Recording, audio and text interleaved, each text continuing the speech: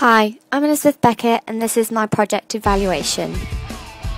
In what ways does your media product use, develop or challenge forms and conventions of real media products? I mostly challenged the form and conventions of my genre during my project. Hardcore punk is a male-dominated genre of music. At the start of my project, I set out looking for a song that would allow me to create an all-female hardcore punk band. However, this was impossible to find. Instead, I created a female-dominated band, with the lead singer being the only male. Not only did this challenge the form and conventions of hardcore punk, but a lot of other dancing genres too. I also challenged the genre by modernising it.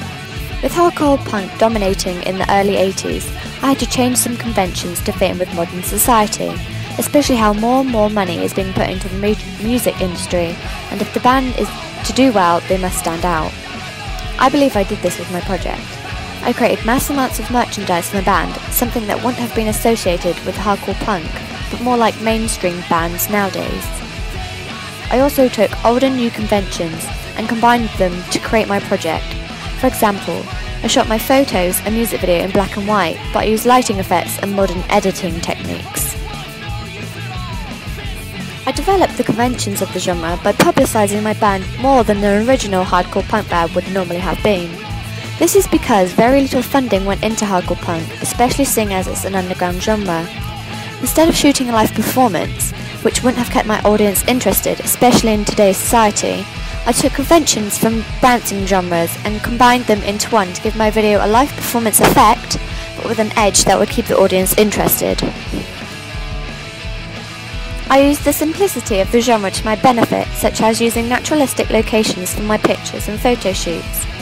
This allowed me to conform to the genre's conventions by creating my classical photos seem almost grotesque and naturalistic. This can be seen by looking at the comparison of my own photos and professional photos for an actual hardcore punk band, Minor Threat. I used these shots in particular when thinking of my own photos and tried to copy the effect they presented. How effective is the combination of your main product and auxiliary text? I think the overall combination of my main products and auxiliary text flow very well together. I've used the same colour schemes and themes of purple, black and black and white throughout my project, so everything fits together nicely. I also used the clothing of my band as something like a motif. The photos and videos all link together but not appearing as if they have all been shot at the same time. This creates an image for the band and brands them with a certain image. I also successfully linked the names of the songs, digipack and band together under the theme of power and rebellion for standing up to society. This itself links into one of the main concepts of hardcore punk and also the lyrics of the song I have chosen. What have you learned from your audience feedback?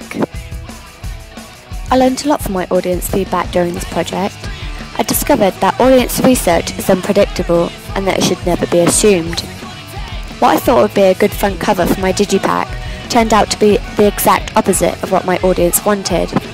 My audience feedback also answered any questions I had about my project and allowed me to move on in the right direction without worrying whether I was doing something right or wrong. This happened especially when deciding whether or not instruments should be used and if there should be a visible male singer in the video. I also found out the more audience feedback I got, then the easier the project became for me, as I had a sure idea on what my audience would be most happy with.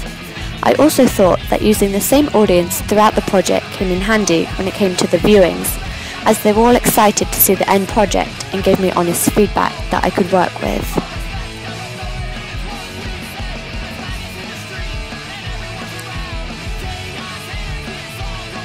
How did you use media technologies in the construction and research, planning and evaluation stages?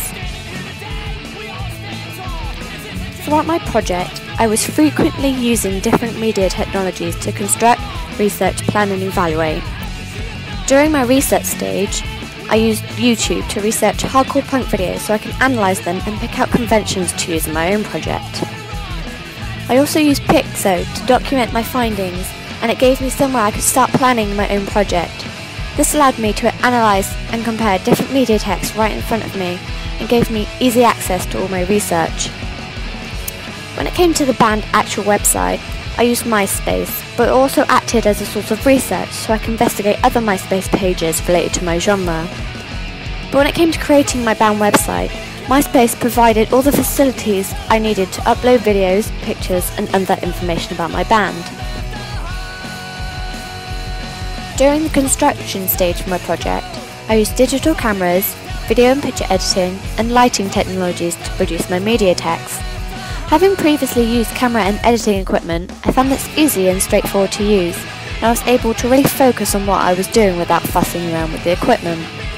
But I've never used lighting before, so it was interesting to think about what kind of lighting would be best for the video and what would make the band stand out. Finally, during my evaluation stage of my project, I simply used a PowerPoint presentation with my voice recordings over the top, as I felt it allowed me to clearly show what I did during my project while explaining about it in a theatrical way. It was interesting to use voice recording for my evaluation, as I had to fit it in with the right parts of my presentation, but it was sensible to use, as if I didn't feel as if something sounded right, then I was able to simply record it again. Thank you very much.